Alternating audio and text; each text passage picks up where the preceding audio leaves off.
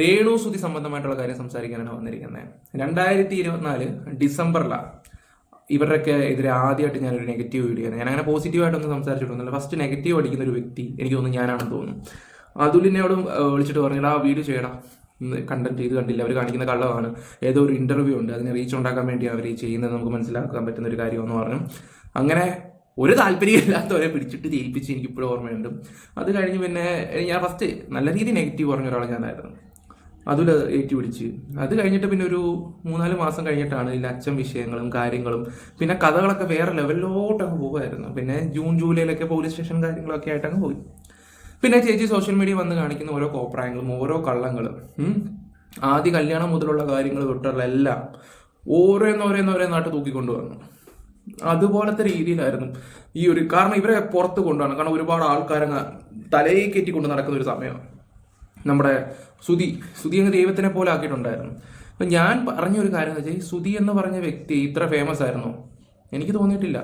മരിച്ചതിന് ശേഷമാണ് ഇയാളെ ആൾക്കാർ വാഴ്ത്താൻ തുടങ്ങിയത്, മരിച്ചതിന് ശേഷം മാത്രം.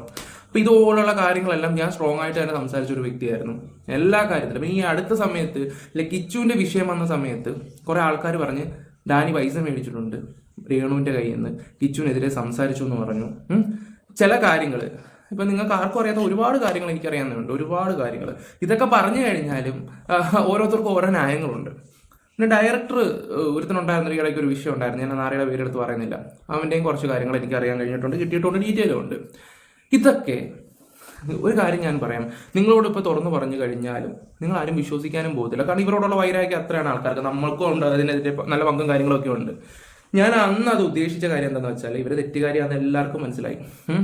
ഈ എല്ലാം കൂടെ ഒരാളെ തലയിൽ വെച്ചിട്ട് പോകുന്നതിനോട് എനിക്ക് വലിയ യോജിപ്പില്ല. അതായത് ചില ഇതിൻ്റെ ഇടയിൽ കൂടെ നല്ല രീതി ഉണ്ടാക്കുന്ന ചില ടീംസുകളുണ്ട്. അവന്മാരും അങ്ങനെ രക്ഷപ്പെടാണ്ടാന്ന് കരുതിയിട്ടാണ് ഞാൻ ചില കാര്യങ്ങളൊക്കെ വിളിച്ചു പറഞ്ഞതും.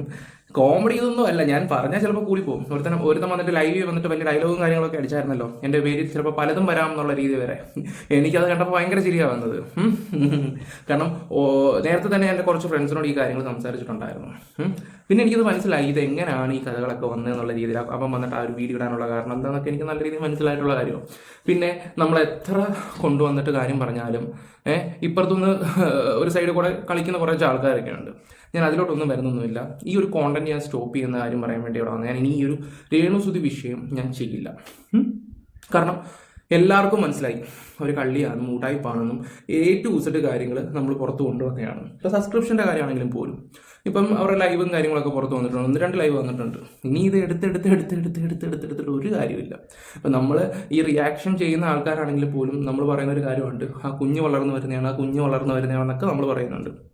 അതേ നമ്മൾ തന്നെയാണ് ഈ സബ്സ്ക്രിപ്ഷനും ബുക്കിക്കൊണ്ടുവരുന്നത്. ഞാൻ രേണുവിൻ്റെ കാര്യം മാത്രമായിട്ടോ സംസാരിക്കുന്നത്. കാരണം ഇത് 1.5 വർഷം കൊണ്ട് നടക്കുന്ന ഒരു കാര്യം, 1.5 വർഷം കൊണ്ട് 1.5 വർഷം ആവുന്നു. അത് കണ്ടിന്യൂസ് ആയിട്ട് നടക്കുന്ന ഒരു കോണ്ടന്റ് ആണ്. രേണുവിൻ്റെ വിഷയം ചെയ്ത് കഴിഞ്ഞാൽ അത്യാവശ്യം നല്ല റവന്യൂ കിട്ടും, നല്ല റവന്യൂവും കാര്യങ്ങളൊക്കെ കിട്ടും. എനിക്ക് അത് ചെയ്തുകൊണ്ടിരുന്നാൽ മതി. അത് ചെയ്തുകൊണ്ടിരുന്ന സുഖകരമായിട്ടുള്ള കാര്യം ഓരോരുത്തർ അങ്ങനെ ചെയ്യുന്നുണ്ട്. എനിക്ക് വേണമെങ്കിൽ ഇതിപ്പോൾ നിങ്ങളോട് വന്ന് മിണ്ടാതിരുന്നിട്ട് വേണമെങ്കിൽ അതങ്ങ് ചെയ്താൽ മതി.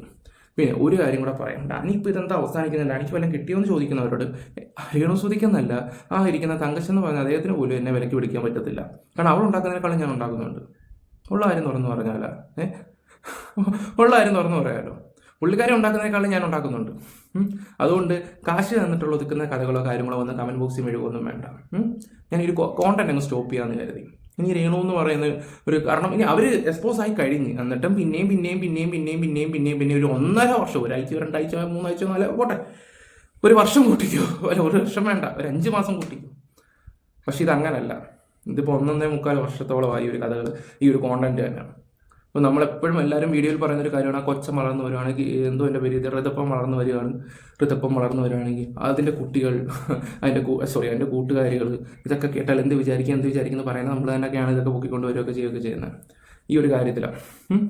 ഇതിപ്പം എല്ലാവരും വിചാരിക്കും എന്തെങ്കിലും സംസാരിക്കുന്നത്, ഇവൻ ഡബിൾ സ്റ്റാൻഡാണോ ട്രിപ്പിൾ സ്റ്റാൻഡാണോ, നിങ്ങൾ എന്ത് വേണമെങ്കിലും വിചാരിച്ചോ ഈ ഒരു വിഷയത്തിലാണ്. പിന്നെ അത് മാത്രമല്ല, നമ്മുടെ എൻ്റെ ഫാമിലി വീട്ടുകാരൊന്നും എന്നോട് ഇങ്ങനെയുള്ള കാര്യങ്ങളൊന്നും പറഞ്ഞില്ല.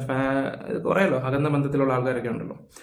അങ്ങനെ കുറച്ച് ആൾക്കാരൊക്കെ എന്നോട് പേഴ്സണൽ വിളിച്ചിട്ട് പറഞ്ഞു, നീ ഏത് കോണ്ടന്റ് വേണമെങ്കിലും ചെയ്തു, നീ ഇത് ചെയ്യണ്ട, വിട്ടേക്കാൻ പറഞ്ഞു. ഞാൻ പറഞ്ഞതൊക്കെ എൻ്റെ ഇഷ്ടമാണ്, ഞാൻ ചെയ്യണോ വേണ്ട എന്നൊക്കെ പറഞ്ഞൊരു വ്യക്തിയാണ്. കുറേ നാൾക്ക് മുമ്പ്. പക്ഷെ ഞാനിപ്പോൾ ഇരുന്ന് ആലോചിക്കുമ്പോൾ ഇത് വേണ്ട എന്ന് എനിക്ക് തോന്നുന്നുണ്ട്. ഞാൻ എൻ്റെ ഫ്രണ്ട് സർക്കിളിലെ 3-4 ആൾക്കാരോട് കാര്യങ്ങളെല്ലാം പറഞ്ഞപ്പോഴത്തേക്ക് നീ ചെയ്ത് വളരെ ശരിയാണെന്നാണ് എന്നോട് പറഞ്ഞത്. നീ ചെയ്യുന്ന കറക്റ്റ് കാര്യം അവിടെ കുഴപ്പമില്ലടാ, നീ സ്റ്റോപ്പ് ചെയ്തോ, അതായിരിക്കും നല്ലത് എന്നുള്ള രീതിയിലാണ്. അപ്പം നമ്മൾ ഇടയ്ക്ക് ഈ ഒരു വിഷയം ഒന്ന് മാറി വന്നപ്പോൾ 1-2-3 പേര് മാത്രം ഇങ്ങനെ ചെറുതായിട്ട് ചെയ്യുന്നുള്ളായിരുന്നു രേണുവിൻ്റെ.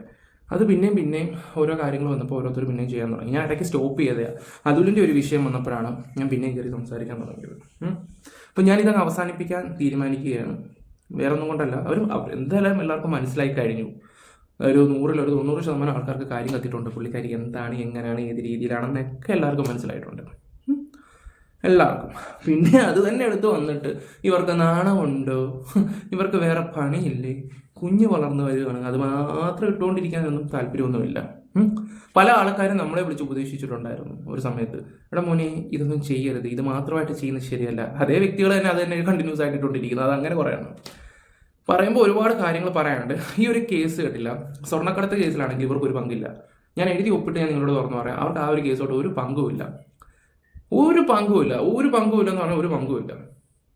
ഇത് ഞാൻ എന്തായാലും ഇതിന് പിന്മാറുവാന്ന് ഞാൻ പറഞ്ഞു കഴിഞ്ഞു. ബാക്കി ആരാന്ന് വെച്ചാൽ കണ്ടുപിടിക്കട്ടെ. സ്വർണ്ണക്കടത്ത കേസിലൊന്നും ഇതില്ല. പിന്നെ പെണ്ണുങ്ങളെ കെട്ടിക്കൊണ്ടുപോകുന്നതിൻ്റെ ഒക്കെ കഥ കേട്ട് എൻ്റെ അറിവിൽ അതും ഒരു പങ്കില്ല. പിന്നെ ദുബായ് ചേച്ചി അവിടെ ഈ പറയുന്ന കേട്ട് 3-4 ദിവസം നിൽക്കുന്നുണ്ട്. അതെന്തിനാണ്, അതിൻ്റെ പല കഥകളും ഒക്കെ കേട്ടിട്ടുണ്ട്. ചിലപ്പോൾ പറയുന്നൊരു കാര്യം എന്ന് വെച്ചാൽ എൻ്റെ വീഡിയോ തന്നെ ഞാൻ പറഞ്ഞിട്ടുള്ള അവർക്ക് അവിടെ ബോയ് ഫ്രണ്ട് ഉണ്ടെന്നുള്ള രീതിയിലൊക്കെ അതൊരു ഏകദേശം ഒരു 80% ശരിയാണെന്ന് എനിക്കത് മനസ്സിലായിട്ടുള്ള ഒരു കാര്യമാണ്. ഓക്കെ, 80% അത് കറക്റ്റാണ്. ഒരു ബോയ് ഫ്രണ്ട് ഉള്ള കാര്യങ്ങളൊക്കെ. ബാക്കിയെല്ലാം അവിടുന്ന് കുറേ വോയിസ് വരുന്നുണ്ട്. അതും എന്താ പറയുക, നല്ല ഒന്നാം തരം പടക്ക ടീംസിൻ്റെ ഒക്കെ വോയിസാണ് വരുന്നത്. കോമഡി എന്ന് പറഞ്ഞാൽ മൻപം കോമഡി കേസ് കേട്ടാണ്. പിന്നെ ഈ ഒരു കോണ്ടന്റ് മാത്രമായിട്ട് ഞാൻ തന്നെ നിങ്ങൾക്ക് എൻ്റെ സെക്കൻഡ് ചാനലിൻ്റെ അടുത്തൊന്ന് കഴിഞ്ഞ മാസം ഒന്ന് നോക്കിയാൽ മൊത്തം രേണു മാത്രമായിട്ട് ഒരു പ്രത്യേക ചാനൽ ഇട്ടിട്ടുണ്ടായിരുന്നു, രേണുവിൻ്റെ മാത്രം. ഇപ്പോഴത്തെ ഇപ്പം ഈ മെയിൻ ചാനലിനകത്ത് 1-2 വീഡിയോ മാത്രം ഇട്ടെന്നേ ഉള്ളൂ. ഞാൻ പിന്നെ ഇടയ്ക്കൊരു ഷോർട്ട് വീഡിയോസും 1-2 ഷോർട്ട് വീഡിയോസും അടിച്ചിട്ടുണ്ടായിരുന്നു. അപ്പോൾ ഇനി ഇതുപോലുള്ള കോണ്ടന്റ്, ഇതുപോലല്ല രേണു സുധിയുടെ കോണ്ടന്റ് ഞാൻ എടുക്കാൻ താല്പര്യപ്പെടുന്നില്ല. അത് ഞാൻ എൻ്റെ ഫ്രണ്ട്സുമായിട്ടും സംസാരിച്ചു. കാര്യങ്ങൾ പറഞ്ഞപ്പോഴത്തേക്ക് അത് ശരിയാണ് എന്ന് അവരും പറഞ്ഞു. നിന്റെ തീരുമാനം കറക്റ്റാണെന്നുള്ള രീതിയിലാണ്. അപ്പം ഞാനിവിടെ അവസാനിപ്പിക്കുകയാണ്. നമ്മളെപ്പോലുള്ളവരൊക്കെ അവസാനിപ്പിച്ച തീരാനേ ഉള്ളൂ ഈ രേണു എന്ന് പറഞ്ഞൊരു വ്യക്തി. ഇപ്പം ഇതിൻ്റെ പേരിൽ എന്ത് വേണമെങ്കിലും നിങ്ങൾക്ക് പറയാം, എന്ത് വേണമെങ്കിലും പറയാം.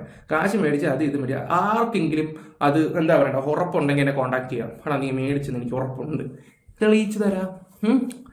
എങ്ങനെയായാലും എനിക്ക് ആപ്പടെ 2 ബാങ്ക് അക്കൗണ്ടേ ഉള്ളൂ.